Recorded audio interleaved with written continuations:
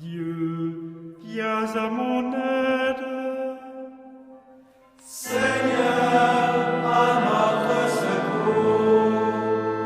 Gloire au Père et au Fils et au Saint-Esprit, au Dieu qui était et qui vient, pour les siècles des siècles. Amen. L'ange du Seigneur apporta l'annonce à Marie. Et elle conçut du Saint-Esprit. Voici la servante du Seigneur. Qu'il me soit fait selon votre parole. Et le Verbe s'est fait chair. Et il a habité parmi nous. Priez pour nous, Sainte Mère de Dieu, afin que nous soyons rendus dignes des promesses du Christ. Daigne, Seigneur, répandre ta grâce dans nos âmes, afin qu'ayant connu par le message de l'ange l'incarnation du Christ, ton Fils, nous arrivions par sa passion et par sa croix à la gloire de sa résurrection. Par le Christ notre Seigneur. Amen.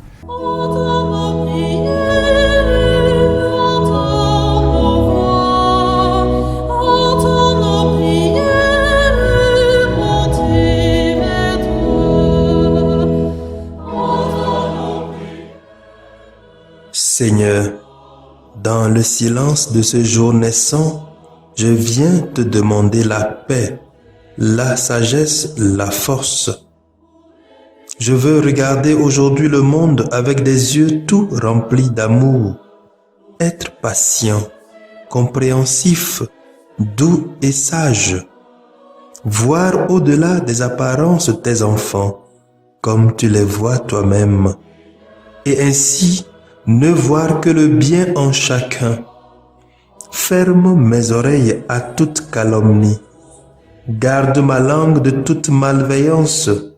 Que seules les pensées qui bénissent demeurent en mon esprit. Que je sois si bienveillant et si joyeux que tous ceux qui m'approchent sentent ta présence. Revêts-moi de ta beauté, Seigneur, pour qu'au long de ce jour, je te révèle. Amen.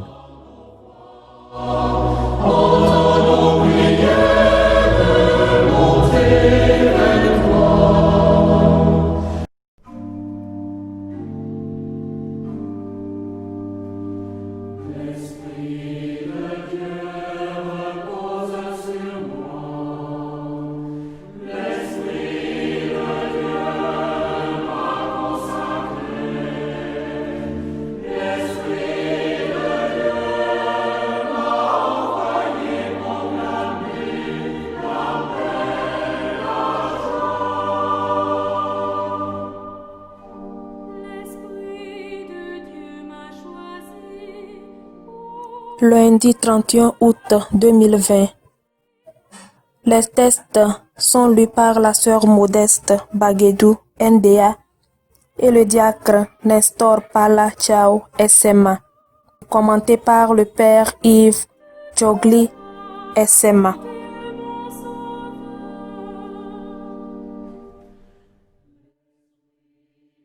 Lecture de la première lettre de Saint Paul apôtre aux Corinthiens. Chapitre 2, versets 1 à 5. Frères, quand je suis venu chez vous, je ne suis pas venu vous annoncer le mystère de Dieu avec le prestige du langage ou de la sagesse. Parmi vous, je n'ai rien voulu connaître d'autre que Jésus-Christ, ce Messie crucifié. Et c'est par la faiblesse craintive et tout tremblant que je me suis présenté à vous. Mon langage, ma proclamation de l'Évangile n'avait rien d'un langage de sagesse qui veut convaincre. Mais c'est l'Esprit et sa puissance qui se manifestaient pour que votre foi repose non pas sur la sagesse des hommes, mais sur la puissance de Dieu. Parole du Seigneur.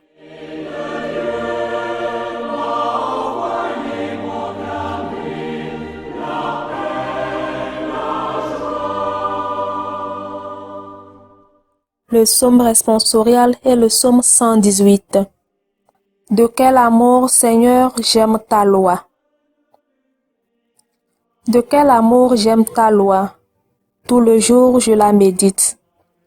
Je surpasse en habileté mes ennemis, car je fais mienne pour toujours tes volontés. De quel amour, Seigneur, j'aime ta loi.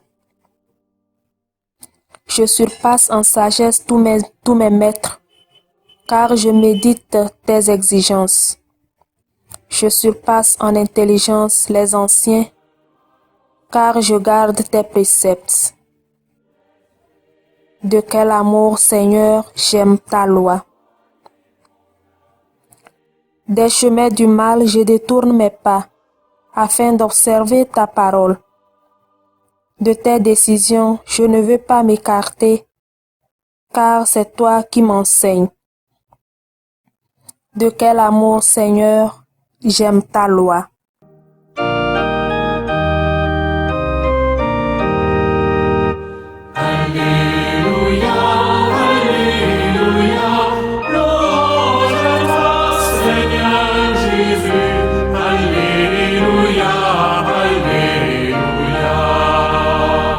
L'Esprit du Seigneur est sur moi. Il m'a envoyé porter la bonne nouvelle aux pauvres. Alléluia, Alléluia, louange à toi, Seigneur Jésus. Alléluia, Alléluia.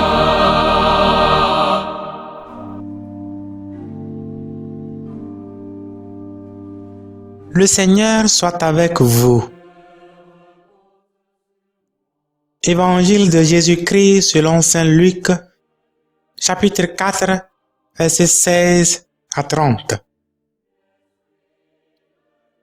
En ce temps-là, Jésus vint à Nazareth où il avait été élevé. Selon son habitude, il entra dans la synagogue le jour de sabbat et il se leva pour faire la lecture. On lui remit le livre du prophète Isaïe. Il ouvrit le livre et trouva le passage où il est écrit: « L'Esprit du Seigneur est sur moi, parce que le Seigneur m'a consacré par l'onction.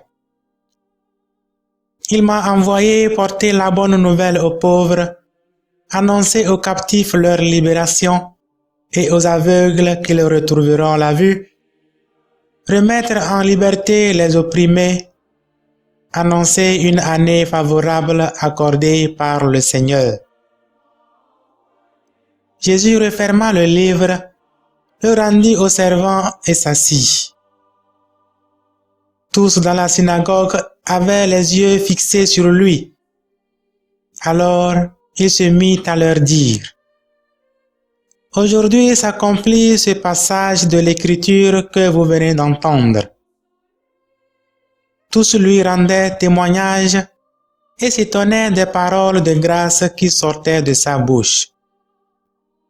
Ils se disaient: « N'est-ce pas là le fils de Joseph? » Mais il leur dit: « Sûrement vous allez me citer ce dicton: Médecin, guéris-toi toi-même, et me dire: Nous avons appris tout ce qui s'est passé à Capharnaüm.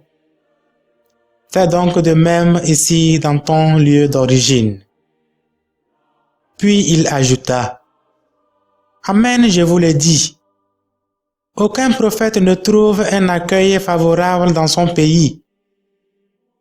En vérité, je vous le dis, au temps du prophète Élie, lorsque pendant 3 ans et demi, le ciel retint la pluie, et qu'une grande famine se produisit sur toute la terre, il y avait beaucoup de veuves en Israël.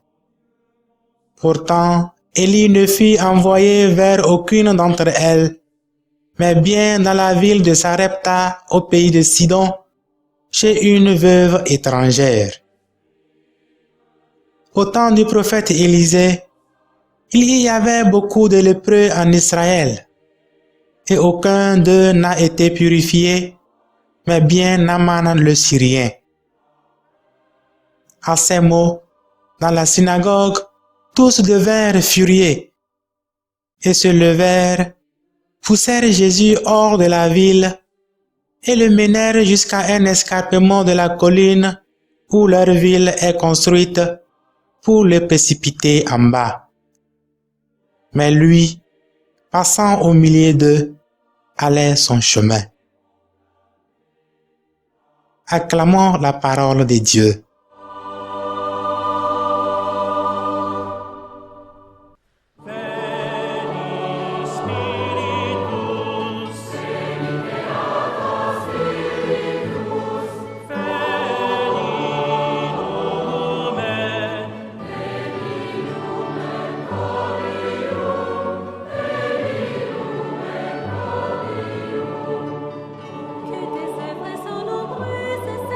En ce lundi de la 22e semaine du temps ordinaire année A, le Seigneur Jésus-Christ nous invite à ouvrir nos cœurs et nos esprits pour l'accueillir dans nos vies. Que Dieu nous comble de son Esprit Saint pour mieux assimiler cette bonne nouvelle d'aujourd'hui et une fois notre Christ, avoir la force, la sagesse et la volonté de pouvoir la vivre au milieu de nos frères et sœurs. Aujourd'hui, cette parole de l'Écriture que vous venez d'entendre s'est accomplie. Avec ces paroles, Jésus commente dans la synagogue de Nazareth le texte d'Isaïe. L'Esprit du Seigneur est sur moi parce que le Seigneur m'a consacré par l'onction. Ces paroles ont une signification qui dépasse le moment exact auquel elles furent prononcées. L'Esprit Saint habite dans la plénitude à l'intérieur du Christ et c'est lui qui le transmet aux croyants. Jésus se présente dans l'évangile comme l'envoyé, celui qui se repose, sur qui se repose l'Esprit et qui vient libérer l'homme. Il n'est plus simplement le Fils de l'homme. Il n'est pas un quelconque médecin, un quelconque consolateur, un homme de miracle.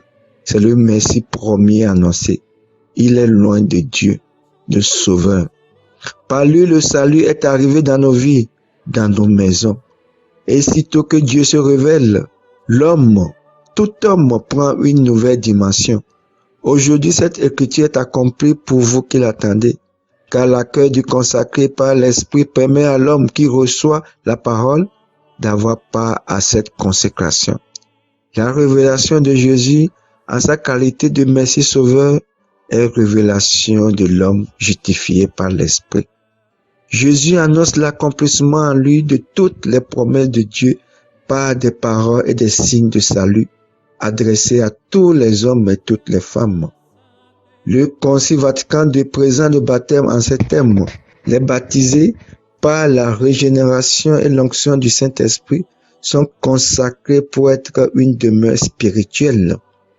L'Esprit Saint, en le baptisé, il imprime sur lui un sceau indélébile et le constitue temple spirituel. C'est-à-dire qu'il le remplit de la sainte présence de Dieu grâce à l'union et à la conformité avec Jésus-Christ. Fort de cette onction spirituelle, le Christ, le chrétien, peut à sa manière répéter ces paroles de Jésus. L'Esprit du Seigneur est sur moi parce qu'il m'a consacré par l'onction. Quand nous écoutons la parole de Dieu, nous devons la recevoir non pas comme un discours humain, mais comme une parole qui a le pouvoir de nous transformer. Dieu ne parle pas à nos oreilles, il parle à nos cœurs. Ainsi, chaque instant que nous attendons l'évangile, nous devons nous dire ce que disait Marie, qu'il me soit fait selon votre parole. Luc 1, 38. Et là, Dieu nous répondra. Cette parole de l'Écriture que vous venez d'entendre, c'est aujourd'hui qu'elle s'accomplit. Mais sans l'action de l'Esprit, ça serait difficile cette réalisation dans notre vie. Et la compréhension de la promesse du Christ en nous sera fausse, comme certains contemporains du Christ qui le voyaient juste comme le fils de Joseph. Que la promesse de Dieu sur Marie, l'Esprit Saint viendra sur toi et la puissance du Très-Haut te prendra dans son nom, soit sur chacun de nous. En conclusion, nous devons être aujourd'hui la voix des sans-voix, donner à manger et à boire aux affamés, habiller ceux qui sont nus, dénoncer l'injustice, la corruption qui mène nos sociétés. En bref, apporter la bonne nouvelle à l'humanité. Que la Vierge Marie, notre Mère, nous accompagne et la grâce de notre Seigneur Jésus-Christ soit toujours avec nous tous. Amen.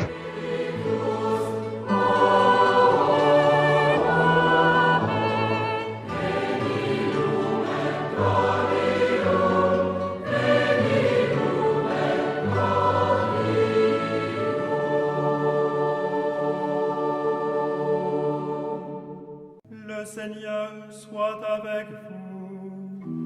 Et avec votre esprit.